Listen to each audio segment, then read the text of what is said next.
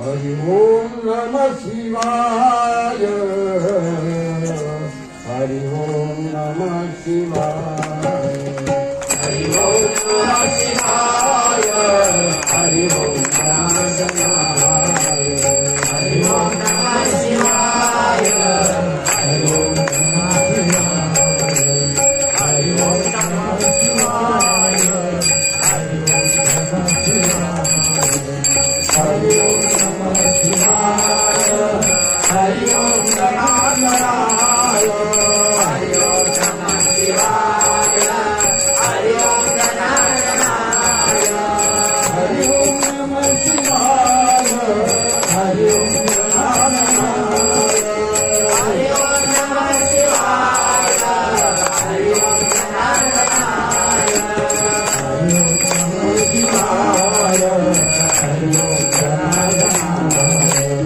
हरि ओम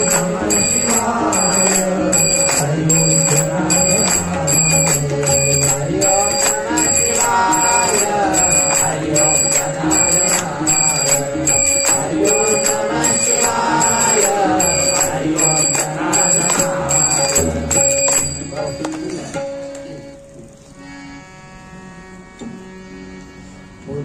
बोला बोला बोला बोला अम्बाबाई पार्वती कहू बोला बोला बोला अम्बाबाई पार्वती कहू बोला बोला बोला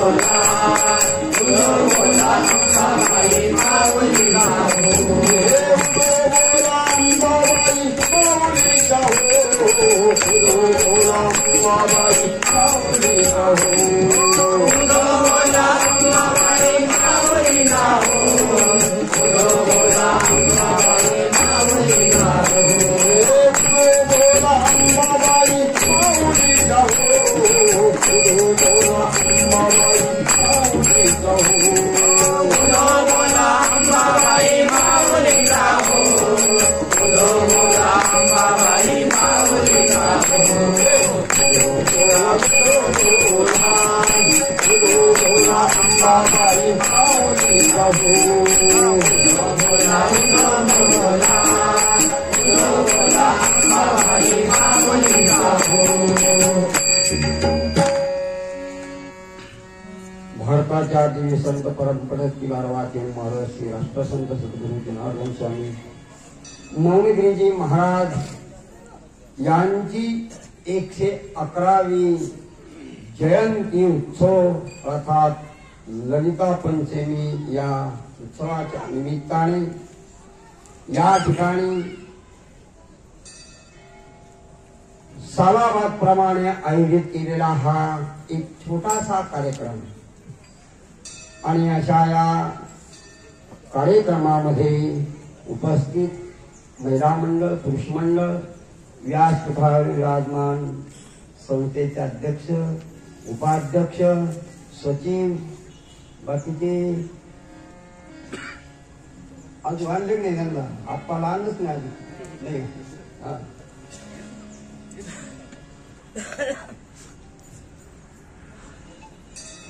ठीक वाटती ग्रामपंचायत ची गोष्ट वेगळी संस्थाची गोष्ट वेगळी असते आभार धन्यवाद तुम्हाला आणि या ठिकाणी जे भजनी मंडळ आणि सर्वांप्रती श्रद्धा व्यक्त करतो महाराज काय नाव आपलं जय शंकरगिरीजी महाराज हे या ठिकाणी आलेले आहे त्यांच्या पालनामध्ये स्वागत करा जगाच्या कल्याणा संतांच्या विभूती हे कष्टभीती परोपकाराय पुण्याय पापाय परतीला पुण्य करणं हेच पुण्यकर्म आहे पापाय परतीला म्हणून वेळ तर झालेला आहे बराचसा किती वाजले 12:30 बरं काय सद्गुरू जनार्दन स्वामी महाराजांचा हा जन्म उत्सव अनेक भाविक भक्तांच्या अंतःकरणात असलेला हा एक दिव्य संदेश आणि संकेत आणि हा प्रसंग आश्रमाच्या दृष्टीने हा छोटासा कार्यक्रम आयोजित करण्याचं एक प्रयोजन असेल की त्यावेळेस ठरलेलं होतं की 2 कार्यक्रम नाशिक आश्रमामध्ये आणि 2 कार्यक्रम कोपरगाव भेट समाधी स्थानाच्या ठिकाणी म्हणून या ठिकाणी नाशिकला मोठ्या प्रमाणात भव्य दिव्य प्रमाणात अनुष्ठान आहे त्या ठिकाणी यज्ञ यागही केला आहे मोठ्या प्रमाणात तिथं हा जन्मदिवस जयंतीचा उत्सव तिथं साजरा केला जातो या ठिकाणी छोटासा भाविक भक्तांच्या दृष्टीने त्यावेळेस असं ठरलं की नागपंचमीचं अनुष्ठान नाशिक आश्रमामध्ये आणि अक्षय तृतीयाचं अनुष्ठान यज्ञयाग नाशिक आश्रमामध्ये असे 2 कार्यक्रम नाशिकला आणि कोपरगावला गुरुपौर्णिमेचा उत्सव कोपरगावला भव्य दिव्य प्रमाणात साजरा होतो आपल्या सर्वांना ज्ञात आहे त्याप्रमाणे पुण्यतिथी सत्पुरुष महापुरुष योगी शिवयोगी संत ज्या तिथीला जातात ते तीर्थ पुण्यवान करून जातात म्हणून संतांची पुण्यतिथी साजरी करण्याची परंपरा आपल्या देशात आहे देशभरात आहे तसं देवाची जयंती साजरी करण्याची परंपरा आहे आणि संतांची पुण्यतिथी साजरी करण्याची परंपरा आहे पण आपला भाविक भक्तांचा एक देव आहे आणि तो संतांतही मोडतो संतातही त्यांची गणना होती आणि देवातही त्यांची गणना होती त्यात फरक जसा अभंगातही सांगितला आहे देव ते संत संत ते देव निमित्त मात्र प्रतिमा देव संत संत ते देव आणि नुसत्या काही वेगवेगळ्या प्रतिमा असतील असो त्यातही उदाहरण आहे सदाशिवाचा अवतार स्वामी निवृत्ती दातार देव ते संत संत ते देव भगवान शंकराने अवतार घेतला निवृत्ती नाथाचा महाविष्णूचा अवतार सखा माझा ज्ञानेश्वर भगवान विष्णूने ज्ञानेश्वर महाराजांचा अवतार घेतला. ब्रह्मदेव सोपान झाले. आदिशक्तीची पार्वती जगन्माता तिचा उत्सव आपल्या देशभराच्या कानाकोपऱ्यामध्ये नव्हे याही ठिकाणी जुनी गंगा देवी या ठिकाणी ही उत्सव आहे. अशा या नवरात्राच्या उत्सवाच्याच महान पर्व कालावर एक शिवयोगी बोलायला फुरसत घेतो. एक शिवयोगी आणि जगाच्या कल्याणा समताच्या विभूती देह कष्टविती परोपकारे आणि असे संत महापुरुष आणि योगी शिवयोगी शिवना नदीच्या तीरावर असलेलं टापरगाव तालुका कन्नड जिल्हा संभाजीनगर असेल ना. आणि अशा त्या पावन शिवना नदीच्या तीरावर एक मोहिते परिवार कुटुंब आणि त्याच कुटुंबामध्ये असलेली आणि देवीची उपासना आणि तिथून काही अंतरावर असलेलं आणि महेश माळ. महेश म्हणजे शंकराचं नाव आहे महेश. आणि त्या महेश माळावर असलेली अंबा जगदंबा आणि तिचं स्थान ती गिरिजा माता. गिरिजा गिरी पर्वत पर्वताची कन्या घेऊन तिचं नाव गिरिजा ठेवला. अशी ती गिरिजा जगन्माता पार्वती त्या ठिकाणी स्थित आहे. तिचं अस्तित्व आहे. तिथं प्रगतीकरण आहे. अशा त्या महेश माळाच्या आणि वेरूळ पासून काही अंतरावर टापरगाव पासून काही अंतरावर असलेले तो महेश माळ भगवान भोलेनाथ राग भरून तिथं येऊन बसले होते. तुम्ही म्हणाल देवाला ही राग येतो. हो, तो राग ही त्यांच्या जगाच्या कल्याणाकरता असतो. एक दिवस भगवान शंकर पार्वती सोबत्या खेळत असताना भगवान शंकराकडे असलेले सर्व त्रिशूल डमरू सगळं पार्वतीने त्या गावामध्ये जिंकून घेतलं. आणि शेवट राहिलं फक्त व्याघ्रांबर कंबराचं. आणि बाचार स्थितीमध्ये आणि ते व्याघ्रांबरही पणाला त्या गावाला लावलं. लावित असताना त्या पार्वतीच्या दाच्या हसला आणि शंकराची हुर्र केली. अशी हुर्री झाल्यानंतर भगवान शंकर क्रोधित झाले. कैलासाहून क्रोधित झालेले भगवान शंकर आणि याच वेरूळच्या काही अंतरावर असले महेश माळच्या ठिकाणी येऊन आणि स्थित झाले, थांबले आहे. भजन करताय. भजन करी महादेव बाबा. भजन करी महादेव. भजन करी महादेव. भजन करी महादेवा. भजन करी महादेवा. राम मुझे सलाते. राम मुझे सलाते. सलाते. भजन करी महादेवा. भजन करी महादेवा.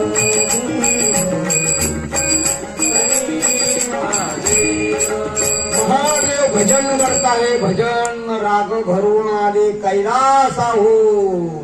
असा कैलासपती भगवान भोलेनाथ पार्वतीच्या दासांनी सख्यांनी मैत्रिणींनी आणि भगवान शंकराची हुरी केल्यानंतर ते क्रोधित होऊन राग भरून ते या महाराष्ट्राच्या भूमीमध्ये विरुळच्या काही अंतरावर आणि त्या माळावर येऊन थांबले. म्हणून थांबले तो माळ म्हणजे मळा, महेश माळ. आपण त्याला आता काय म्हणतो, म्हैस माळ, बरोबर म्हणतो म्हैस माळ. आणि अशा त्या ठिकाणी असलेली आणि त्या ठिकाणी आले. तिकडं पार्वतीला पार्वती विचार करते, आज येतील भगवान शंकर, उद्या येतील. आणि अनेक दिवस पार्वतीने वाट पाहिली, भगवान शंकर काही दिसेना, येईना. म्हणून एक दिवस नारदाची स्वारी गेली त्या ठिकाणी. नारदाची स्वारी गेल्यानंतर पार्वतीने आदर स्वागत केलं आहे, नारदाची पूजा केली आहे. आणि नारदाला विचारलं, महर्षी त्यावेळेस वर्तमानपत्र म्हणजे नारद मुनी, गावकरी म्हणजे नारद मुनी, लोकमत म्हणजे नारद मुनी. अनेकाने जे काही पेपर असतील ते सगळे नारद, कारण पेपर सगळ्या बातम्या असतात. तशाच बातम्या नारद मुनीकडे सगळ्या बातम्या असायच्या. तेव्हा ती बातमी पार्वतीने विचारली. पार्वतीने विचारल्यानंतर सांगितलं, आई साहेब हाय, पतिराज आहे, महादेव एका ठिकाणी बसलेली मी पाहिलेली. आणि म्हणे कुठे मला दाखवता येईल बाबा. आणि पार्वतीने आहे आणि ते एक रूप घेतलं आहे. आणि ते रूप घेतलं, ते शृंगार केला. आणि त्या शृंगार केला म्हणून आजही एक सद्गुरु जनार्दन स्वामी महाराजांची कुटिया होती. आणि त्या कुटिया शृंगार नाल्यामध्ये होती. आणि त्या शृंगार नाल्यामध्ये असलेली कुटिया, तिथला एक प्रसंग आठवला म्हणून सांगतो.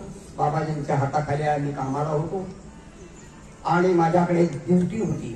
ती संध्याकाळचं काम आटपलं की टिकव, पावडे, गंभीरे, टोकऱ्या, काय असं नसलं ते काय चरट सगळं घेऊन कुठेकडे यायचं. आता कुठ्या ते तो विहिरीचा अंतर कमीत कमी 1-1.5 किलोमीटरचा असला पाहिजे.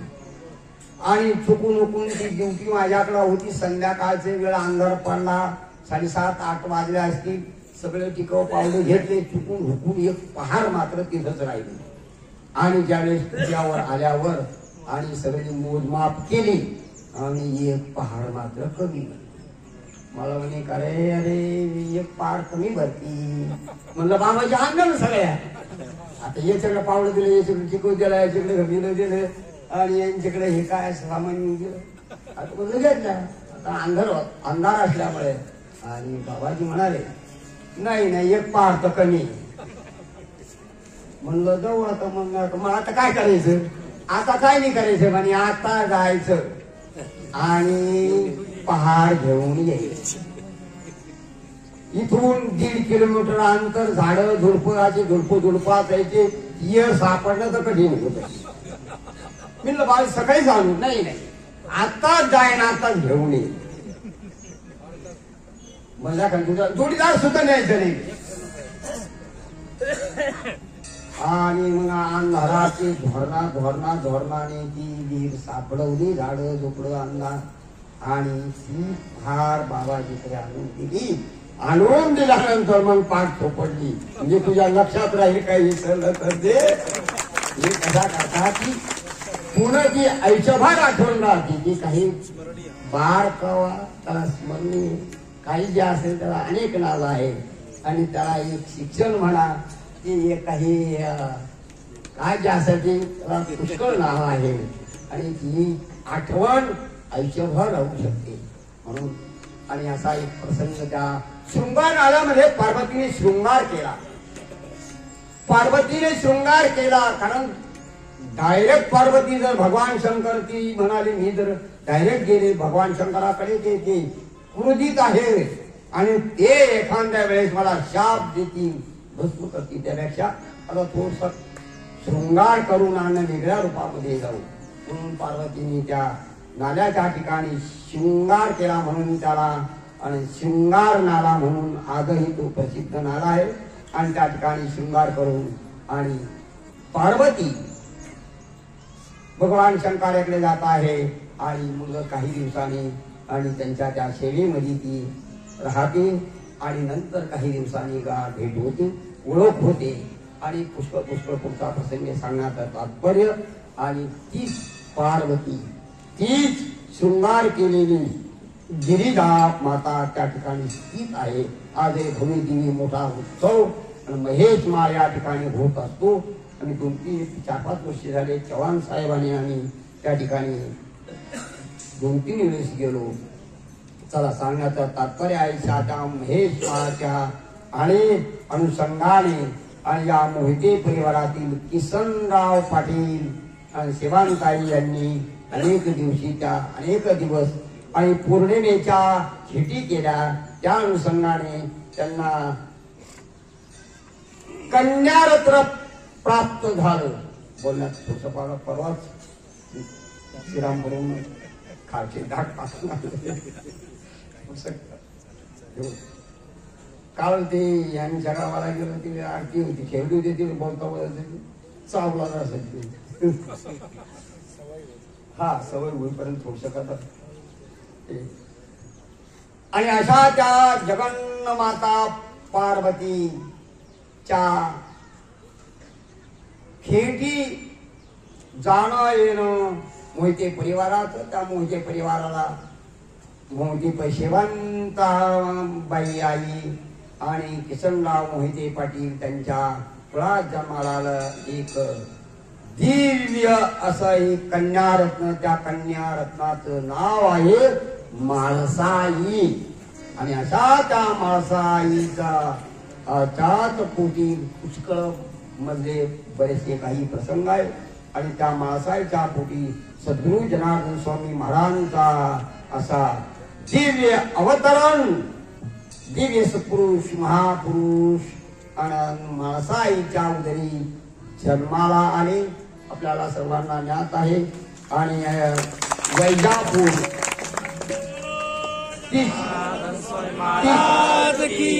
म्हाळसाई वैजापूर तालुक्यात हे गाव उगले परिवारामध्ये दिले. आप्पा पाटलाला दिले म्हाळसा आणि त्यांच्या उदरी जन्माला आलं ते एक शिव अवतारी जगाचा भक्त सदा शिवाचा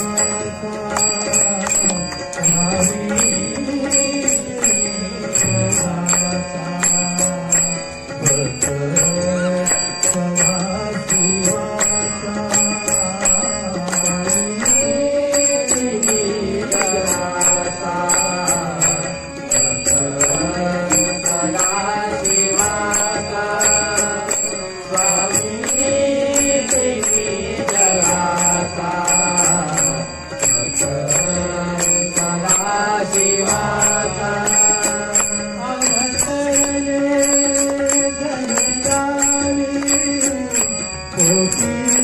सदा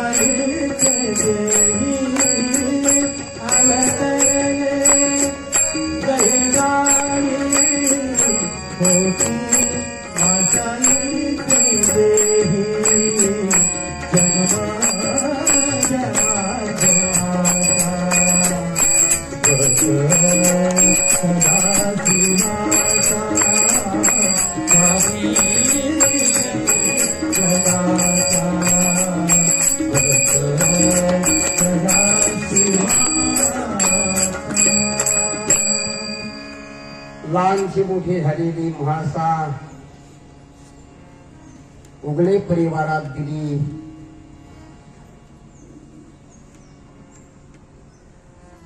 असा शिवयोगी पापडगावी मामाच्या घरी जन्म झाला.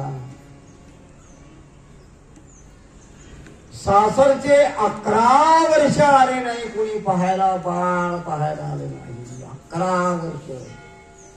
11 वर्ष. आता 1 तास भर फोन नाही केला तर नाराजीच वर्षाचा.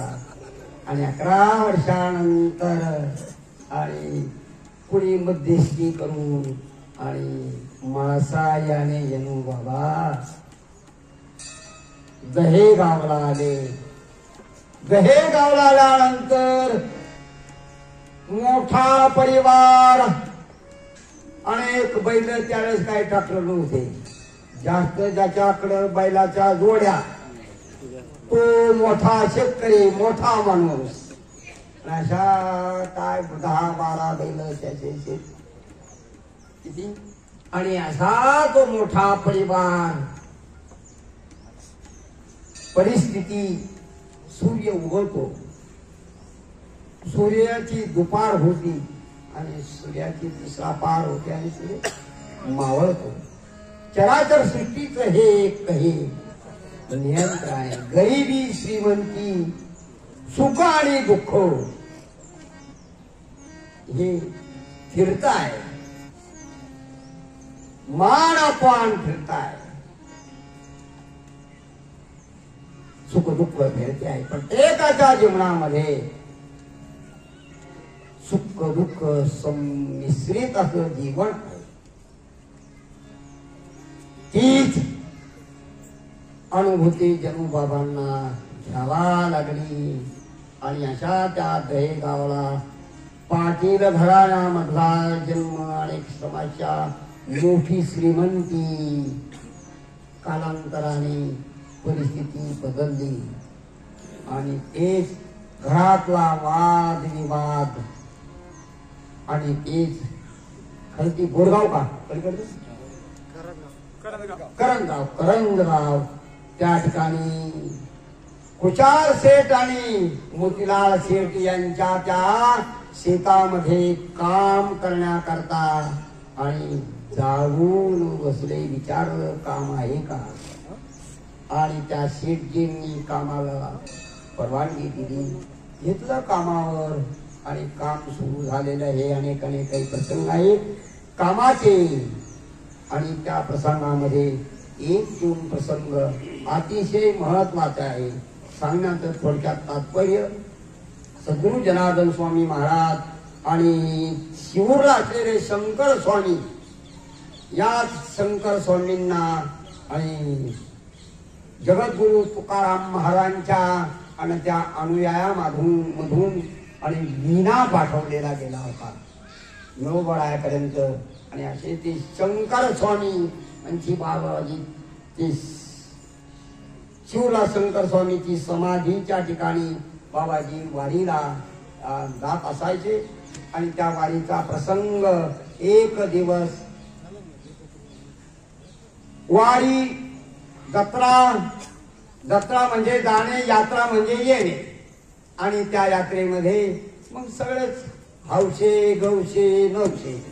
हौशे म्हणजे चला चला चला चला हौशीनं जाणारे, गौशे पुढं पाकिट मारणं हे त्याला ते गौसायला जातात. आणि काही जे काय असतात नवस असतात, म्हणून हौशे गौशे आणि नवशे. नवशे म्हणजे नवस चढायला येतात. हा त्या यात्रेचा मूळ उद्देश. अशी शंकर स्वामीच्या त्या ठिकाणी ती यात्रा दरवर्षी असायची मोठ्या प्रमाणामध्ये. त्या ठिकाणी तमाशे, अमुक धमुक, कीर्तन, प्रवचन सगळं यात्रा म्हणले तुम्हाला सर्वांना माहिती. तुम्ही यात्रेत प्रत्येक यात्रेत जातात. त्या ठिकाणी आलेली ती अनुभूती, त्या कीर्तनामध्ये उभे असलेले जनोबाबा आणि त्याच जनोबाबाला खळं राखण्याचं काम दिलं एका शेठजीने. आणि ते शेठजी आणि त्या शिवूरच्या यात्रेला वारीला गेले. आणि खळ्याची राखण करीत असताना त्या कॉटवर जवळ तिथं कंदील लावलेला. आणि एका बंधूंना थोडक्यात शिवूरला बाबाजी दिसले, कीर्तनात दिसले, टाळ वाजवताना दिसले, टाळकऱ्यांच्या रांगेत दिसले. आणि एका भावाला त्याच वेळेस त्यांनी खळ्यावर चक्कर मारला की एकशे जणू बाबा आहे, आपण चक्कर मारून येऊ. म्हणून चक्कर मारायला गेले तर जणू बाबा आणि ते त्या काठवर बसलेले झोपलेले दिसले. नंतर ज्या वेळेस ते यात्रेकरू आले, सर्व गडी आले आणि ती चर्चा झाली आणि दोघा भावांची चर्चा झाली. अनेकांनी त्यांच्याकडे आणि सांगितलं जणू बाबाच्या पद्धतीत टाळ वाजवताना ते याच्यात तिकडे उभे आणि ती सगळी मग ज्यावेळेस ते दुसऱ्या दिवशी ही सगळी चर्चा झाली. शेठजी मोतीलाल शेठ खुशाल शेठ आणि त्यांनी ज्यावेळेस ती चर्चा झाली आणि चर्चा अंती लक्षात आलं का मी किती वाजेच्या वेळेस कीर्तनात टाळ वाजवताना दिसले आणि किती वाजेच्या वेळेस खड्यात दिसले. मग ज्या वेळेस हा प्रसंग समस्या लक्षात आल्यानंतर आणि त्या दोघा भावांनी त्यांच्या आईला ही समस्या सांगितली. आईला सांगितल्यानंतर ही मारवाडी गुजराती आणि हे काही जे लोक असतात हे थोडसे आपल्या सर्वसामान्य माणसापेक्षा त्यांच्या बुद्धीमध्ये काही तसं काही वैशिष्ट्य असतात आणि त्यांनी त्या म्हातारीने ओळखलं. लक्षात आलं अरे हा कोणी सामान्य माणूस नाही, हा सामान्य गडी नाही, हा सामान्य कोणी मनुष्य नाही. अरे हा जो तिकडेही दिसतो जिकडेही दिसतो त्याच वेळेस दिसतो हा कोणीतरी दैवी माणूस आपल्या इथं काम करतो आहे. याला उद्यापासून काम सांगू नका. आणि असं ज्यावेळेस ते ठरवलं आणि त्याच वेळेस त्याला मला वाटतं बाबाजींना किती एकर जमीन दिली होती?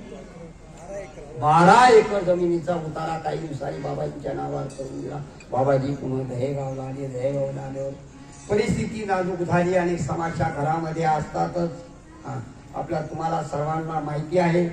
आणि अशा त्या समस्याला तोंड देत असताना बाबाजींनी एक किराणा दुकान टाकली आणि अनेक त्या किराणा दुकानामध्ये एक छोटीशी दुकानावर मोठी दुकान आणि त्या दुकानाच्या माध्यमातून काही आणि बरंच काही शेतीचे काही शेती काय घेतली होती आणि असा तो परंतु पुन्हा वेगळेपणाचा प्रसंग आला आणि अनेक थोडक्यात सांगण्याचं तात्पर्य घरामध्ये अनेक समस्या निर्माण झाल्या आणि पुढे तरुण आईचं देह वाचन झालं, मासाईचं देह वाचन झाल्यानंतर आणि बाबाजीने जनू बाबांनी तिथून आणि निर्णय घेतला निघण्याचा आणि निघून ते आले आहे गोळवाडीला एक सामवेदाचं पारण एक गंगू मावशीच्या शेतामध्ये केलं आहे. 7 दिवसाचा का किती दिवसाचं जे असेल ते आणि त्या पारायणाची अनुभूती गंगू मावशीला त्यांच्या विहिरीच्या पाण्याबद्दलची आली आणि तिथून गंगू मावशीने आणि त्यांच्या मालकाने अंदरसूरच्या भूमीमध्ये बाबाजींना आणून आणि त्या ठिकाणी नागेश्वर मंदिरामध्ये आणून आणि त्या ठिकाणी बसवलं आहे. त्या ठिकाणी बाबाजींनी अष्टांग योगाची साधना केली आहे.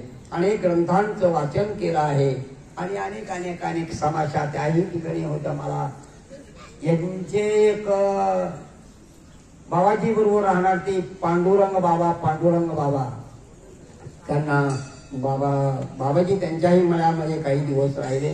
असे ते नागेश्वरीमध्ये आल्यानंतर पांडुरंग बाबा 16-17 वर्षाचे असताना त्यांना ते दूध तिचा आणून देत असायचे आणि अनेक त्यांच्याही पण त्यांना त्यावेळेस त्या 16-17 वर्षाच्या मुलाला ते काही समजलं नाही आणि चुकून हुकून आणि एक दिवसात काही दिवसानंतर त्यांनी तिथे तपश्चर्या केली. तपश्चर्याच्या माध्यमातून एक सिद्धता प्राप्त झाली. सिद्धता प्राप्त होऊन जवळच टेकेश्वर आहे टेकेश्वरी आणि त्या टेकेश्वरी मंदिर पडकडीस आलेलं होतं. म्हणून काही भाविकांनी काही थोडेसे पैसे जमा करून बाबाजीकडे दिले. बाबाजीकडे त्यावेळेस किती दिले ते 700 रुपये आणि बाबाजीकडे 700 रुपये जमा करून दिले. बाबाजीने दिले यांच्यासारख्याकडे दिले. आपल्याला मंदिर बांधायचंय म्हणे भाऊ आता काही दिवसानं तू पडला आजही तू गेला त्या याच्यामध्ये गेलं मंदिरही गेलं ते 700 रुपये गेले. मग नंतर त्याच्या मुलांना सांगितलं आमच्या वडिलांना बाबाजींनी 700 रुपये दिले ते मंदिराचं म्हणजे टिकेश्वरीचं मंदिर आणि त्या कालावधीमध्ये तिथील अनेक अनेक अनेक काही प्रसंग आहे. त्या प्रसंगाला सर्व बारकावा घ्यायला गेलो तर आपलं फरळ गार होऊन जाईल. त्यागमूर्ती म्हणून गेली तपहे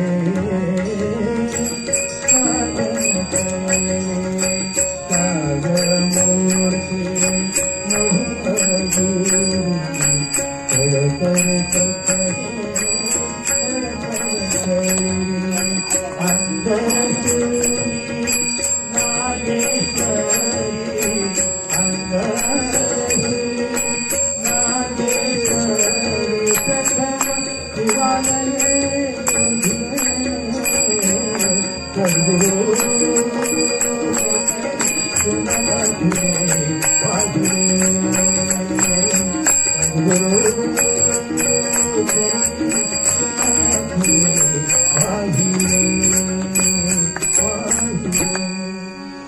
फराळाचा विषय आला म्हणून या ठिकाणी जे फराळाचा आहे, जो प्रसाद आहे, 2-3 जणांच्या माध्यमातून आहे. श्रीमती मंगलाताई दौलतराव चव्हाण, मुक्काम पोस्टलदेव कुंभारी, तालुका कोपरगाव यांच्या माध्यमातून फराळाताई सर्वांनी टाळ्या वाजवून स्वागत करा. त्याचप्रमाणे रघुनाथ पर्वत ढोमसे, उगाव, निफाड, नाशिक यांच्याही माध्यमातून फराळ प्रसादाचे नियोजन आहे. सर्वांनी टाळ्या वाजवा. चंद्रभान शंकरराव काळे, विघनवाडी, सिन्नर यांच्याही माध्यमातून प्रसाद फराळाचा आहे. टाळ्या वाजवून स्वागत करा. दौलतराव कैलासाची दौलतराव चव्हाण, सद्गुरू जनार्दन स्वामी महाराजांच्या सेवेत आले आणि त्यांचं ही या ठिकाणी अनेक मग शिवरात्र असू, शिवरात्रीला हे सुद्धा त्यांचा शिवरात्रीला जो काही खर्च होतो त्या खर्चामध्ये निम्मा खर्च ते देतात.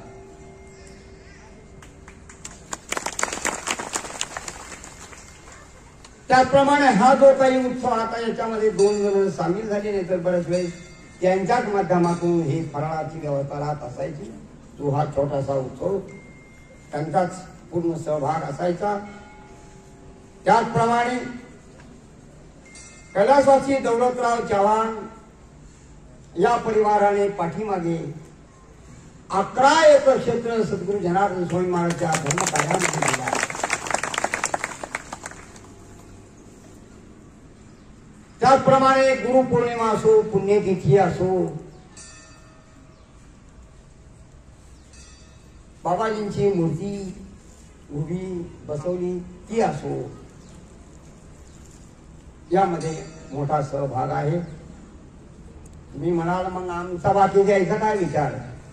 हे साईनाथ पाटील बसलेले आहे, त्यांनी ही या ठिकाणी कळस बाबाजींच्या समाधीचे 21 कळस, त्यापैकी काही कळसाचे त्यांच्याकडे जबाबदारी होती की नाही. किती कळस, 1 कळसाचे पैसे त्यावेळी दिले होते आणि जोरात काय झाला वाजला कळस दान आणि धर्म बऱ्याच ते कैलासवासी दौलतराव चव्हाण साईबाबांच्या दिंड्या तिकडून यायच्या त्या रोडना, पलीकडच्या त्या नाशिक रोडना सावली फाट्यावर लागायचा, ज्या झडा फाटा, आणि त्यांनी तिकडं त्या दिंड्यावाल्यांना हे देण्याचं ठरवलं. काही वर्ष त्यांनी तिकडं देत होते. मी लापा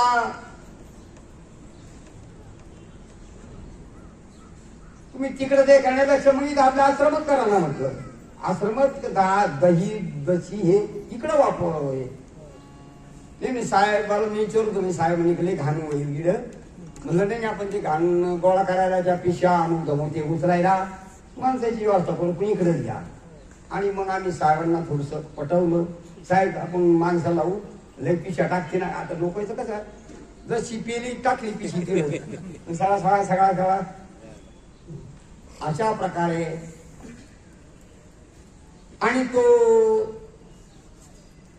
शिर्डी साईबाबाचा उत्सव, आणि त्या उत्सवाच्या दरम्यान इथं ते दिवसभर काय पाणी आणि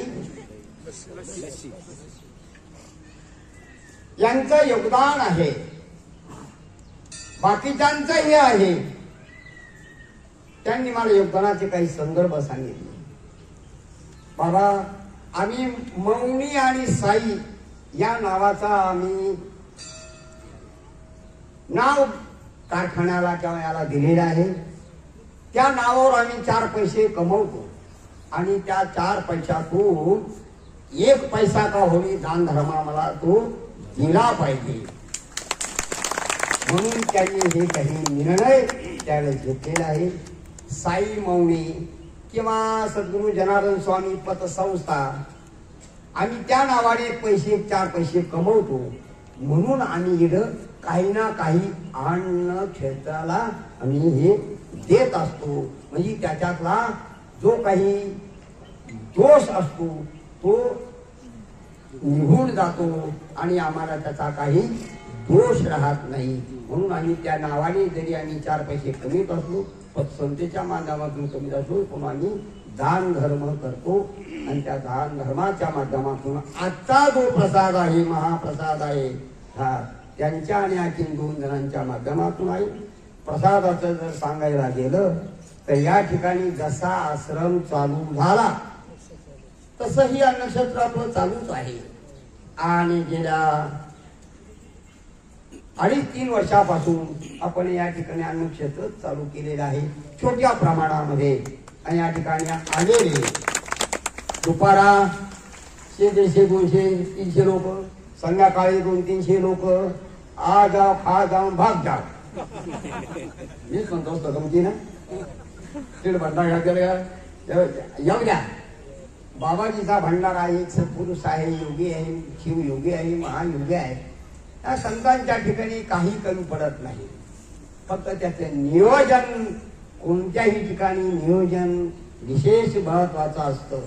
आणि आपण पाहतो जगन्नाथपुरी ते द्वारका आणि इकडे बद्रीनाथ, केदारनाथ, कन्याकुमारी पर्यंत देशभरामध्ये असे कितीतरी अन्नक्षेत्र आहे, कितीतरी अन्नक्षेत्र आहे. आणि अशा अन्नक्षेत्रापैकी शिर्डीला काय अन्नक्षेत्राचा काय नंबर लागते नाही.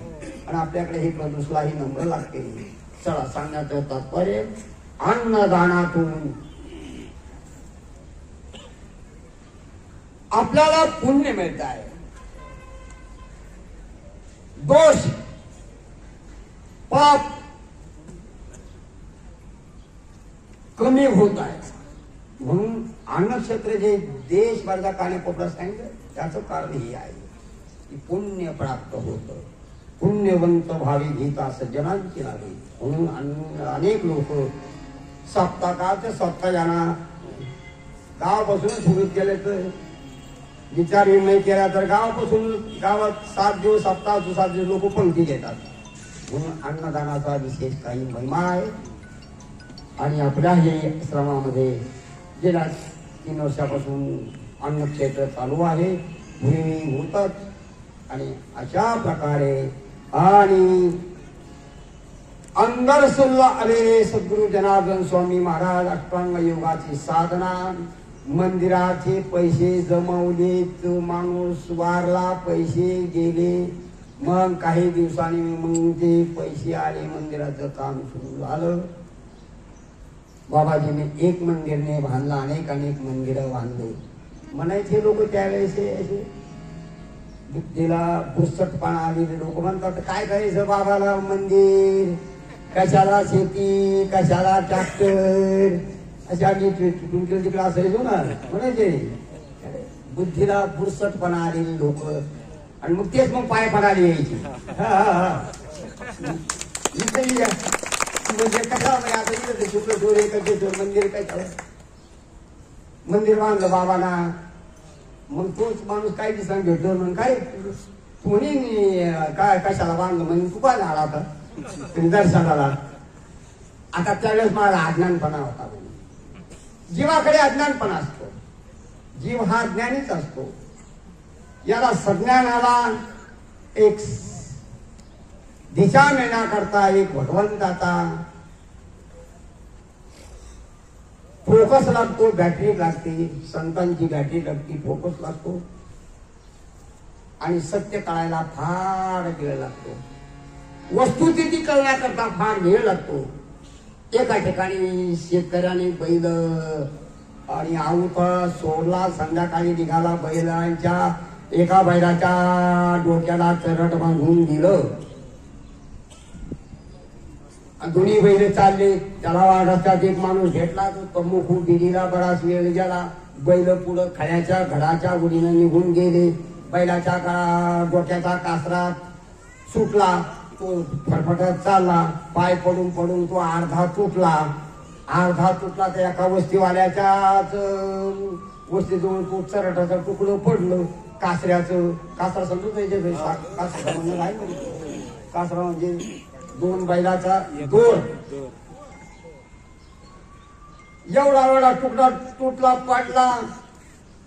एक वस्तीवर पोरग निघलो होतं गावात काही बिड्या काड्या आणायला का चहा पावडर आणायला. त्याला ते चढ दिसला अंधारस होतो. हो अरे मुलं मोठं सारख्या बो त्याने याला हाका मारली. त्यानं हाका मारली. आले लोक एक जण म्हणे अरे अरे सापले मोठा आहे. अरे हा का मन्यारी आहे का? मन्याची जाते सापाची. एक म्हणे पुरुष आहे का? अरे एक म्हणे कानमांडोळे. अरे एक म्हणे ते हे पाण्याचं किरपुडे. अरे एक म्हणे हिरुळ आहे. अनेकांनी अनेक मत व्यक्त केली. अरे म्हणे बॅटरी खाणं काठ्या आणत. आले सगळे काठ्या बॅटरी करून घेऊन मग बॅटरी लावली. उचलत काय आलं लक्षात? अरे हा साप नाही काही नाही, हे तरट आहे. केव्हा उजाड पडला तोपर्यंत अंधारात काय अनेकांच्या अनेक कल्पना. हा आमच्या जातीचा साप आहे, आमच्या जातीचा सापी हा नागिन, हा असा आहे, तो कसा आहे. पण ज्या वेळेस उजेड प्रकाश आला त्यावेळेस मासाच हे जीवन अंधारमय आहे. याला जर प्रकाश झाला तर वस्तू स्थिती समजते, काय वस्तू काय स्थिती आहे म्हणून. आणि अशा प्रकारे आणि सद्गुरु जनार्दन स्वामी महाराज अंगारसूरच्या भूमीमध्ये तपसाधना झाली. आता बाबा भजन नका बोलू. तपसाधना झाली. तपसाधना करून आणि सिद्ध अवस्था प्राप्त झाली.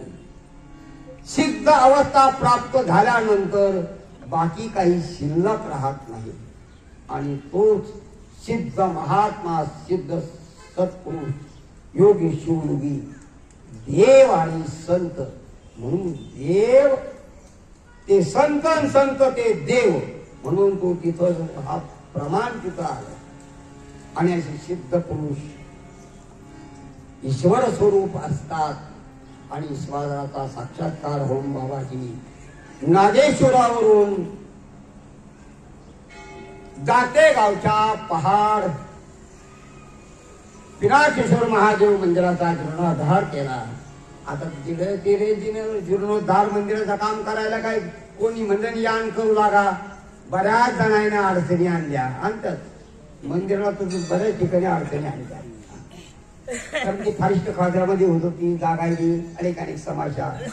आणि त्या ठिकाणी आणि मंदिर भव्य देवी ती लीला होती. भगवान लीला करतात, संत लीला करतात. आजही सद्गुरु जनार्दन स्वामी खूप भारी लीला करतात. काल परवा भारी लीला झाली. त्या लीलेतून हे खूप काहीतरी चांगलं निघण्याची शक्यता असते. खूप चांगलं काही निघू शकतं. आजही लीला अजूकही करतील. अशा अनेक लीला त्यांच्या सद्गुरु जनार्दन स्वामी महाराज समाधीच्या माध्यमातून करतात. देवादिदेव महादेव काशीश्वरात करतात. अजून कितीतरी लीला होणार आहे. आणि अशा प्रकारे जातेगावच्या डोंगरावर जाऊन आणि ते पिनाकेश्वर महादेव मंदिराचा जीर्णोद्धार केला. तिथंही बाबाजी थांबले नाही. तिथेही आणि ते काय एरंड असतात. तिथेही अनेक समाजच्या बाबाजींना उपस्थित झाल्या. अनेक त्रास झाला. आणि त्या त्रासातून बाबाजी निघाले कुठून. आणि ह्यात कोते परिवारातील यांचे वडील विलासाबा कोते यांचे वडील गाडी घेऊन रात्री गेले. बाबाजींना डोंगराच्या खाली मंदिराचा कार्यक्रम झाला. आणि सगळं मंदिर प्राणप्रतिष्ठा झाली, सगळं झालं. आणि गावकरी येतात का ते वाद विवादाचा प्रश्न झाला. बाबाजीने माझं काम झालं, मी प्राण प्रतिष्ठा केली, माझं काम झालं, मी चाललो पुढच्या कामाला. आणि ते गावकरी काही येऊ देईना, बाबा चालले अनेक समस्या.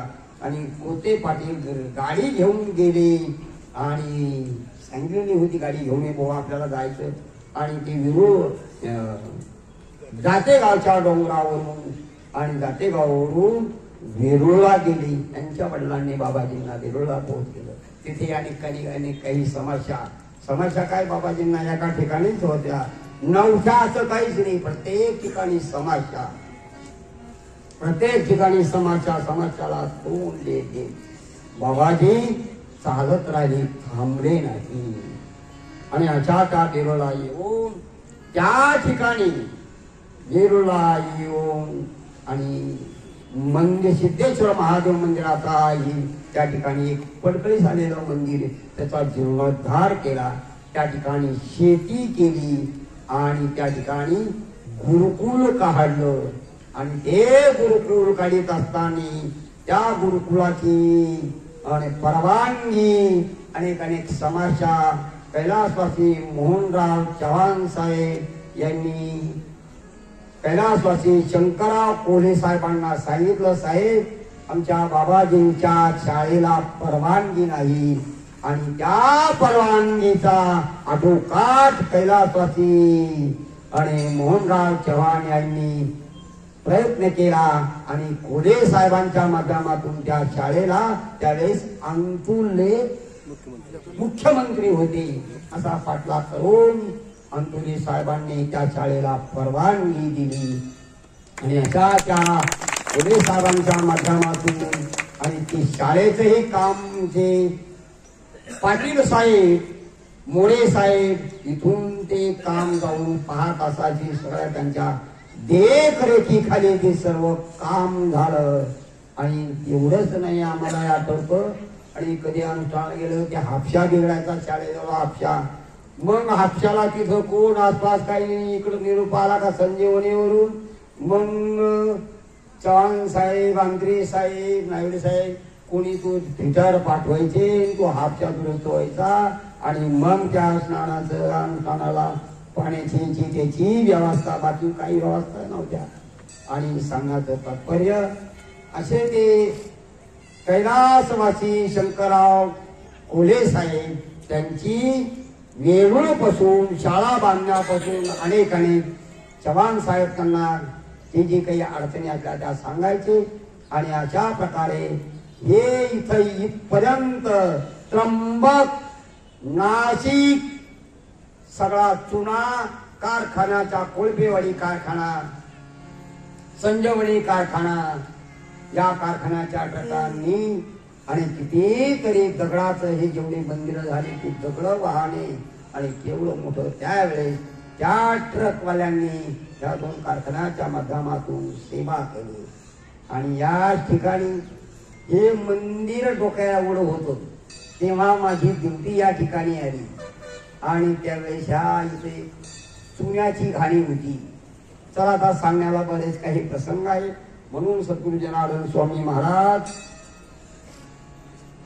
वेरूळला गेले. वेरूळलाही थांबले नाही, तिथंही सर्व शेती, बागा, संते, मोसंबी, नारळ, द्राक्ष बागा, असा फूल त्या ठिकाणी असं प्रसन्न वातावरण बाबाजींच्या त्या आणि सत्पुरुषांच्या माध्यमातून वेरूळला झाला आहे. वेरूळ हे बाबाजी थांबले नाही बाबाजी. आणि त्या ठिकाणी शाळा काढली त्यावेळेस आणि होळकर सरांकडे काही त्या शाळेची जबाबदारी दिली. त्यांनी ती जबाबदारी पार पाडली. आणि अनेक शिक्षक आणि अनेकांचं त्या ठिकाणी वार्षिक कार्यक्रम असायचे. ते अक्षय तृतीयाचा यज्ञ आणि त्या यज्ञाला आमच्याकडची बरीचशी या परिसरातली बरीचशी काही मंडळी संजीवनीच्या माध्यमातून जात असायची. त्याच्या त्याला तो प्रत्येक माणसाचा प्रसंग सुईली सांगतो. आणि वेरूळला सगळं काही शाळा हे सगळं व्यवस्थित करीत असताना त्याच माध्यमातून औरंगाबादला निपट निरंजन नाथ संप्रदायाचे निपट निरंजन एक साधू संत जोगी तेही बाबाजी सारखे सत्पुरुष महापुरुष आणि त्यांच्या त्या परिसरामध्ये हनुमान टेकडीच्या परिसरामध्ये किती एकर जागा घेतली तिथं 2.25 एकर जागा घेऊन त्या ठिकाणी मंदिर मौनेश्वर महादेव मंदिर बांधलं बाबाजींनी औरंगाबाद शहरामध्ये खेळाच्या पार कडेला कोपरेला. आज ते मंदिर कितीतरी मध्ये आलं. सांगण्याचं तात्पर्य त्यावेळेस गोरगरिबांच्या मुलांची शिक्षणाची व्यवस्था अति दुर्लभ होती, अतिशय खडतर होती. गोरगरिबांची मुलं शहरात जाऊन खोली घेऊन आणि एवढं करत असताना शिक्षण घेण्याची कुवत नसायची. म्हणून त्यावेळेस बाबाजींच्या लक्षात आलं अरे गोरगरिबांच्या मुलांकरता या औरंगाबाद शहरामध्ये मुलं शिक्षणाला येतील तर त्याकरता 200-250 खोल्या बांधल्या आणि त्या मुलांची राहण्याची जेवणाची व्यवस्था त्या काळामध्ये बाबाजींनी केली. आज ते कितीतरी मुलं त्यावेळी शिकले. गोरगरिबांच्या मुलं श्रीमंताचे मुलं तर खोली घेऊन राहू शकतात, ते सगळं करू शकतात. गरिबांच्या मुलांकरता त्यावेळेस गुरुकुल त्या ठिकाणी गोरगरिबांच्या मुलांनी शिक्षण केलं आहे. आज मोठे अधिकारी पदाधिकारी आहे. आणि सांगण्याचं तात्पर्य तिथून बाबाजी निघाले, तिथंही थांबले नाही आणि ते पालखीला आले. पराशर ऋषीने बांधलेलं एक महादेवाचं मंदिर पारेश्वर मंदिर त्या ठिकाणी पडकळीस आलेलं मंदिर त्या ठिकाणी मंदिराची त्या उभारणी केली. मंदिर तर जुनं पाडलं त्या ठिकाणी.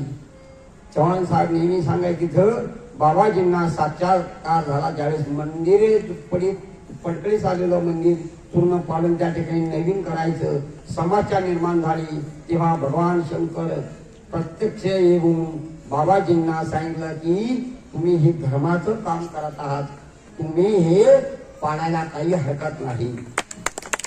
त्यावेळेस ते जुनं मंदिर पाडून पडकळीत आलेलं मंदिर पाडून आणि त्या ठिकाणी पराशर ऋषी नि बांधलेलं मंदिर पारेश्वर म्हणून. आणि तिथेही बाबाजी थांबले नाही. तिथून ते फुलतांड्याला आले. फुलतांड्याला हे प्रत्येक मंदिराच्या ठिकाणी अनेक समस्या अनेक प्रसंग, ते प्रसंग सांगायला आपल्याला आता वेळ नाही. म्हणून बाबाजी त्र्यंबकेश्वर याच्या पारेश्वर पालखेडवरून बाबाजी फुलतांड्याला आले. फुलतांड्यालाही ते त्या ठिकाणी असाच पडकळीस आलेलं मंदिर आणि त्या मंदिराचा जीर्णोद्धार केला. त्या मंदिराचं नाव आहे काशी विश्वेश्वर. आपलं काशी विश्वनाथाचं या ठिकाणी नामकरण आहे. आणि तिथं काशी विश्वेश्वर तिथले अनेक काही प्रसंग आहे. चला आता सगळे प्रसंग सांगायला आता वेळ नाही. आणि त्याच कालावधीमध्ये त्र्यंबकेश्वरला काही जागा घेतली, जागा मिळाली आणि त्या ठिकाणी त्र्यंबकेश्वरला मंदिर बांधलं. आणि त्याही वेळेस मंदिर बांधून त्या मंदिराची प्राणप्रतिष्ठा 75-76च्या दरम्यान झाली असेल. 72-76 आणि नंतर नाशिकला पंचवटीमध्ये प्रभू रामचंद्र अयोध्येतून निघाले. अयोध्येतून ते म्हणजे उत्तर प्रदेशमधून निघाले, मध्य प्रदेशमध्ये आले, मध्य प्रदेशमधून महाराष्ट्रामध्ये आले. प्रभू रामचंद्र महाराष्ट्राच्याच या भूमीमध्ये नाशिकच्या या भूमीमध्ये पंचवटीमध्ये थांबले. इथं ती घटना तुम्हाला सर्वांना माहिती आहे. सीतामाईला रावणाने चोरून नेलं आणि ते प्रभू रामचंद्र याच गंगा गोदावरीच्या तीराना गेलेले आहे. आणि पुढे तेलंगणा, आंध्रा आणि शेवट गेले आहे ते तामिळनाडूमध्ये. आणि रामाने महादेवाची स्थापना केली आहे आणि त्या महादेवाचं नाव दिलं आहे रामाचा ईश्वर म्हणून रामेश्वर. आणि असं रामेश्वराची शिवलिंगाची स्थापना करून आणि प्रभू रामचंद्र लंकेत गेला आहे. त्याची कथा तुम्हाला सगळ्यांना माहिती आहे. चला सांगण्याचं तात्पर्य, अशी पंचवटीमध्ये सर्वाईश्वर, सर्वांचा ईश्वर, तो काय एका देवा एकाचा नाही ईश्वर, सर्वांचा ईश्वर म्हणून सर्वेश्वर असे नाशिक आश्रमामध्ये आणि त्या महादेवाची आणि नवीन मंदिर बांधून आणि स्थापना केली. नंतर बाबाजी नाशिकवरून तुमकी, निमगाव आणि अनेक ठिकाणी करत असताना 85ला या ठिकाणी आणि भूमिपूजन झालं. 85ला भूमिपूजन झालं आहे. कैलासवासी कोले साहेब त्यांच्या नातवाच्या हस्ते कुदळी मांडली, नारळ फोडलं आणि या ठिकाणी मंदिराच्या कामाला सुरुवात झाली. मंदिराच्या कामाला सुरुवात झाली. प्रश्न पैशाचा असतो. त्यावेळेस संजीवनी कैलासवासी चव्हाण साहेबांचे जे मित्रमंडळ, फक्त मित्रमंडळ जास्त का, त्या मित्रमंडळाने असं ठरवलं की आपण एका दिवसाला 1 रुपया द्यायचा. 30 दिवसाचे 30 रुपये, महिन्याला 30 रुपये तुम्ही द्यायचे, महिन्याला 30 रुपये तुम्ही द्यायचे. असे एक 25-30 जणांचा ग्रुप झाला. सगळेच 25-30 जणांचा. आणि ते 25-30 जणांचा एखादा पगार झाला मग ते पैसे की आता 25-30 जणांचे किती होत असतील सांगा ना मला. 900,000 रुपये. आता त्या 1000 रुपये, मग त्या 1000 रुपयामध्ये मग दगड काही आलेले होते नाशिकचे, क्रमचे काही उरलेले दगड आणि काही दगड उक्कड गावून आणायचे आणि ते उक्कड गावून आणायचे आणि त्या 1000, 700, 800, 900, 1000मध्ये आणि दगड घडईदारांचा पगार पाणी करायचा. आता मला एक प्रसंग असा, त्यावेळेस मला बाबाजी 1986 साली हरिद्वारला कुंभमेळा संपल्यानंतर आम्ही ह्याच मार्गी येऊन आणि त्र्यंबकला आलो. त्र्यंबकला बाबाजींची कुंभमेळ्याला भव्य दिव्य अशी मिरवणूक केली आणि त्र्यंबकला मिरवणूक होऊन बाबाजी नाशिकहून इथं आणि ह्याच मंदिराच्या पलीकडच्या कोपऱ्यावर बाबाजी म्हणाले, गणेश आता इथं माऊली बाबा निघून गेले, याला कुंभमेळ्याला ते काही येणार नाही, मला त्यांनी सांगितलेलं आहे. तू आता या मंदिराचं कामकाज आणि शेतीचं कामकाज बघ. आणि असं ते कामकाज बघत असताना आता मला दगडाचा कधी संबंधच नाही, ते माप घ्यायचं काही माहिती नाही मला. तर पहिला पगार करायची तर 25 झाली. मग आमचे एक पंढरी बाबा होते. म्हणलं बाबा तुम्हाला ह्या दगडाचा अनुभव हे कसे माप घ्यायचे तर मला काहीच माहिती नाही, फक्त बाबाजी म्हणे फक्त पाय. मग ते पंढरी बाबाने आणि पूर्णजी महाराजांनी मला ते टेप घेऊन ते दगडाची ही 7ची खांडकी, ती 9ची खांडकी, ती 13ची खांडकी, गलथ्या, ढोल्या ही अशा सगळ्या दगडांची नावं, त्याचे भाव वेगवेगळे. त्यावेळेस 3-4च्या खांडकीला 3.5 रुपये भाव होता. आज त्याचे 500 रुपये लागेल तेवढ्या दगडाला आज. आणि असं करीत असताना या ठिकाणची अवस्था, परिस्थिती आणि काही नाही, काही उत्पन्नाला दुसरं काही नाही. बाबाजी आले तर 4 पैसे पेटीत यायचे, बाबाजी नसले का कायचं काय.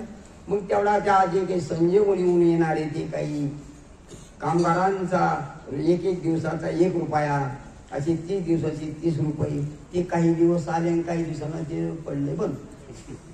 ते बंद पडले उगाच थोडेफार. मग एक दिवस साहेबांना म्हणलं, साहेब हे दगड घडायचा येऊन आमच्या दार तोंडी बसतात, ते उचित नाही म्हणलं. म्हणजे का म्हणजे ते पैशाशिवाय त्यांच्या पगाराचा प्रश्न आला.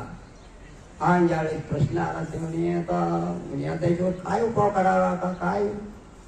म्हणलं साहेब नाशिक आश्रमामध्ये एक त्यांनी सिस्टीम बऱ्याच दिवस केलेली. म्हणलं की ते घास टाकतात, ते विकतात आणि विकून त्याच्या आठवड्याला पैसे आले की त्याच्यावर नाशिक आश्रमाची काही उलाढाल होती. म्हणजे पगार पाणी अमुक धमुक काय जे असं नसतं, आपण तशी सिस्टीम केली तर चालेल. म्हणलं साहेब बरं होईल काय, मात्र दुसरं काही आवक नाही, दुसरी काही घेत नाही. त्यावेळेस पैशाची फार चणचण होती आणि मग त्यावेळेस म्हणलं साहेब मग आम्हाला काही तुम्ही एक पोत घासाचं बी आणून द्या. आणि मग आम्ही तो हिशोब काढला. असा 4 चौक 16 एक 16 पायऱ्याचं पोत आणि त्यांनी 4 एकर घास टाकला आणि तो घास विकायचा आणि त्याची 7 दिवस पट्टी यायची. 700 800 600 अशी पट्टी यायला लागली. 800 900च्या जातच. आणि मग ते दगड घडाईदारांचा पगार पाणी आणि इथलं भंडार घराला काही 100 रुपये बाजार करायचा. 7-8 10 माणसं स्वस्त काय झालं स्वस्त 7-8 10 माणसं असायची. काही जास्त असायचे. बाबाजी आले म्हणजे खूप गर्दी असायची. आणि अशा प्रकारे खूप काही प्रसंग आहे आणि अनेक खूप प्रसंग आहे. आता सांगायला वेळ नाही. खऱ्या काळात आणि भगर गार होऊन जाईल. साबुदाणा गार होऊन जाईल. जागा झाली तर भाऊ द्या. आणि पोटातही आपल्या जरी ती गार भगर साबुदाणा गार खाल्ला तर आपल्या पोटात आग्नी आहेच ना. आणि तो आग्नी हे गार गरम पचवतो. आग्नी जर आपला पोटातला संपला की मग आपल्याला दुसऱ्या आग्नीची गरज पडते. तो द्यावा लागतो. हा अग्नी जोपर्यंत चालू आहे तोपर्यंत ठीक आहे. हा संपला दुसऱ्या अग्नीची आवश्यकता पडते. पण कुठला काही असो काही हरकत नाही. इथले अनेक काही प्रसंग आहेत. इथला एक प्रसंग असा आहे. एकदा विहिरीमध्ये सुरून घेतले बाबाजी आले. सुरून घेतले. मी नुकताच मला काही त्याच्यातली काही फार काही याची ज्ञान पछाण नव्हती. सुरून घेतले आणि सुरून उडवायची. सुरून उडवायचे म्हणल्यावर मग पाईप काढावं लागेल ना. दगडाच्या फटक्याने ते पाईप फुटून जाते म्हणून ते पाईप काढावं लागत होते. आता सुरुंग उठवायचा टाइम आला. बाबाजी म्हणे अरे ते पाणी आणून ते सुरू आपल्याला पाईप काढायचा. राहिलं उभा. आता म्हणलं पाणी मी नवीन येईल पाणी कुठे मला माहिती. अरे काय पाहतो अरे सुरू उठवायचे नाकावरून पेटवायचे ना तर दगड उठते. मी बाबाजी पाणीच नाही काय पाहिजे.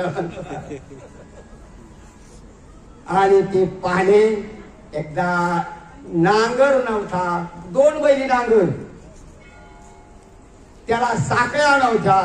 2 बैल ज्यावेळेस आम्ही या ठिकाणी आलो 2 बैल भांडे. तेच विष्णूपंत कोले त्यांचे वडील ते बैल चालत असायचे. त्यांनी बऱ्याच दिवस त्या बैलाची व्यवस्था केली. विष्णूपंत कोले भोगदीची. आणि त्यांनी त्यांच्या वडिलांनी ते बैल त्यांना बैलाचे काही लोकांना छंद असतो. खूप असे बांधाला घेऊन ते चारायचे. 2 भांडे बैल 2 कालवडी होत्या. आता बरेच काही प्रसंग आहे. इथले आता सांगण्याला कमीत कमी 8-15 दिवस लागतील. 8-15 दिवस तुम्ही काही थांबणार नाही. इथं थांबणार नाही. आता थोड्या वेळा थांबणार नाही. म्हणून अनेक काही प्रसंग आहे. बाबाजींनी सांगितलं अरे पाणी नाही. म्हणलं मग तुम्हाला माहितीच नाही पाणी पुढे काय. मग बाबाजीच्या लक्षात आलं बरं आता यायला काय. आणि नांगर जाडी देहे साकळ्या. एक दिवस आंत्रे साहेब दर्शनाला आले. मला म्हणे तू असं कर तुला इथं काय काय लागत त्याची यादी कर माझ्याकडे दे म्हणे. आणि ज्याच्या काय अडचणी होत्या पाणी 85 पान असतो ना. हा आणि काय 4 आणि काय काय 8 अंडाळीच्या 4 आणि काय 85 पाणी. हा पाण्याची मी यादी केली. नांगर 2 बैली नांगर तो लिवला आणि साखळ्या लिहिल्या. आणि बाबाजी त्याची यादी दिली. आणि यादी दिली ना तर बाबाजी म्हणून आणखी होते पाण्याने काय मी असं लांब होतो. तेवढ्यात आंत्रे साहेब आले आणि आंत्रे साहेबांना चिठ्ठी दिली. साहेब एवढं पोच करून द्या. 3 तासाच्या आत साखळ्या पाणी अमोघ काय असं नसेल ते पूर्ण झालं. पुढचं बोलण्याला मी थांबून घेतो. काही अडचणी आल्या. त्या एक दिवसाचा प्रसंग असा की गंगेवर एक विहीर घेतली असताना बांधकाम आपल्या या परिसरामध्ये जे गोल कडे कोणी टाकीत नव्हतं आणि ती गोल कडे टाकीत होते प्रवराच्या परिसरामध्ये नदीमध्ये. आणि अंत्रे साहेबांनी ते लोक बोलवले ते सगळं ते कामाला लावून दिले. पण एक दिवस अशी अडचण आली की त्यांनी ते काय कडं बांधलं पण सिमेंटच नाही. आता म्हणून सिमेंट आणू करून आता पैसेच नाही सिमेंट आले. आणि मग हात निरोप अंत्रे साहेबाकडे दिला आणि त्यांनी 15 का 20 गोण्या कशामध्ये तिकडची ती गंगेच्या कडाला आणि तिला आणून दिल्या. तेव्हा ते काम सुरू झालं. ते कमीत कमी मला वाटतं ते बांधकाम 30-35 फूट बांधकाम असेल. आणि काही दिवस आम्ही ती विहीर वापरली. नंतर आम्ही तिने बोर घेतला आणि ती खारं पाणी लागलं आणि लई कडसर पाणी लागलं खाली. मग आम्ही ती नंतर विहिरीचं पाणी ऐवजी मग आम्ही ते पाणी गंगातलं पाणी उचलून मग विहिरीत टाकायचो. ते पाणी मग इकडे त्या शेताला वापरायचं. आणि अशा प्रकारे आणि तो प्रसंग. आणि 2 दिवस आम्ही विचार करत होतो आता एका लोक थांबले सगळं तयार करून ठेवले आणि सिमेंट नाही. सिमेंट वेळेवर पोहोच झालं, बांधकाम झालं. आणि शेतीला पाण्याची काही व्यवस्था नव्हती, ती पाण्याची व्यवस्था झाली. आणि मग अनेक वर्ष खोंड्या, मका, घास विकून अनेक वर्ष मंदिराची कामाची कामकाज, पगार पाणी, बाजार हाट. मला त्यावेळेस आबाला म्हणायला पाहिजे होते, आबा मला म्हणायला पाहिजे होतं आबानं त्यावेळेस, बाबा काही अडचण असेल सांगा बरं का आम्हाला. पण त्यावेळेस आबाई पुढं आबाई लहान होती, नाही तर त्या अडचण त्यावेळेस सोडवली त्यांच्याकडून.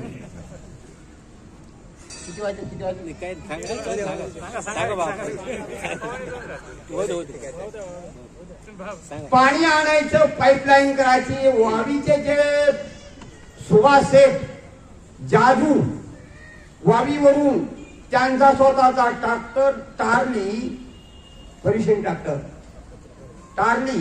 आणि दर रविवारी 10-20 लोक घेऊन येत असायचे. हा जो इथे काठ्या काढायचा कार्यक्रम, शेती काठ्या कुठ्या त्या बावलीने गच्च भरलेलं होतं. आणि अशा ते वाडीचे सुभाष शेठ लोक घेऊन यायचे आणि ते काम दर रविवारी काम सेवा करून जायचे. असे अनेक काही गावचे लोक येऊन सेवा करायचे. रोज दर्शनाला येऊन सेवा करायचे. सेवा म्हणजे खंदायचे, ते बाबळे खंदायच्या आणि ते बरंच काही काम, त्या कामात काम. आणि पाईपलाईनीचं ठरलं. ज्या वेळेस सद्गुरू जनार्दन स्वामी महाराजांनी गंगेवर विहीर घेतली त्यावेळेस कोणाच्याही मोठी नव्हत्या, कोणाच्याही डोक्यात काही हे नव्हतं आणि कोणाला त्याच्यातला काही ज्ञान नव्हतं. आता पहिल्याचा 35-40 मोठी.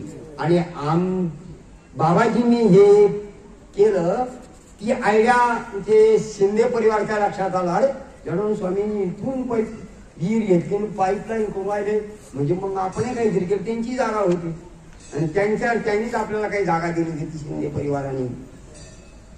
आणि मग पहिली विहीर बाबाजींनी त्या ठिकाणी केली आणि त्यांनी मग शिंदे परिवाराने एक विहीर केली. त्यांनी मग इकडे पाणी उडवलं. त्यांच्या लक्षात आलं जनार्दन स्वामी असं करू शकतो, मग आपल्याला काय आपण करून पाहू. आणि अशी करून पाहता गंगेमध्ये अनेक विहिरी झाल्या. आता मग हिशोब करायला गेलं तर लाखोना विहिरी झाल्या. आणि ते आयडिया पहिली आयडिया बाबाजीची, पहिली नदीच्या कडाला घेतली, बांधकाम करून पाणी आणलं. सगळ्यांना एक मार्गदर्शन झालं. आणि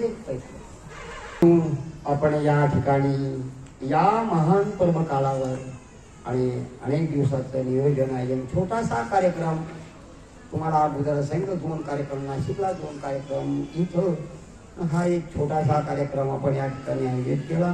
त्या आयोजित करीत असताना ती दानदाते आहे, त्यांना धन्यवाद. त्यांचाही या ठिकाणी छोटासा सत्कार करण्यात येत आहे आणि त्यांनी या ठिकाणी सत्काराकरता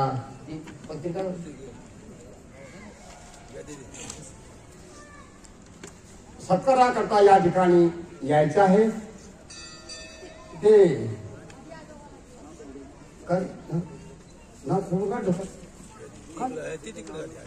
हा नाव मिस्टिक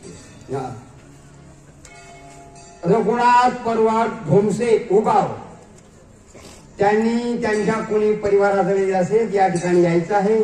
अंतरे साहेबाच्या हस्ते त्यांनी शाल श्रीफळ स्वीकारायचे आहे. त्याचप्रमाणे चंद्रभान शंकरराव काळे गणवाडी त्यांनी या ठिकाणी यायचं आहे आणि होळकर सर यांच्या हस्ते या ठिकाणी शाल श्रीफळ घ्यायचे आहे. त्याचप्रमाणे श्रीमती मंगलाताई दौलतराव चव्हाण आणि यांच्या पत्नी त्यांनी या ठिकाणी पलीकडे येऊन उभं राहायचं आहे. आणि झावडे ताई या ठिकाणी आलेल्या असतील तर तेव्हा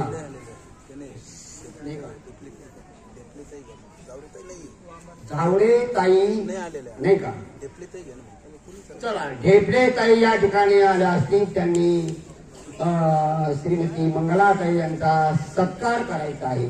ढेपले ताईंनी यायचं आहे.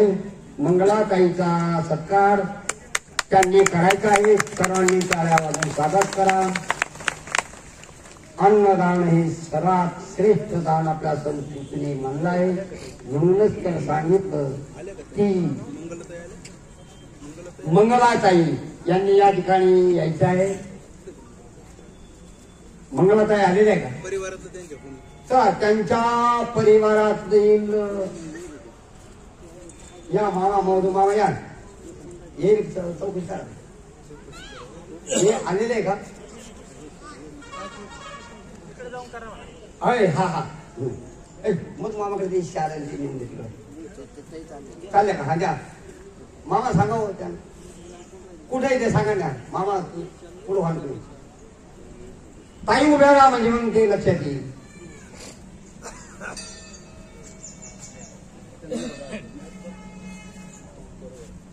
द्या आणि हे पिशीतून द्या. असं नका हे करा ना.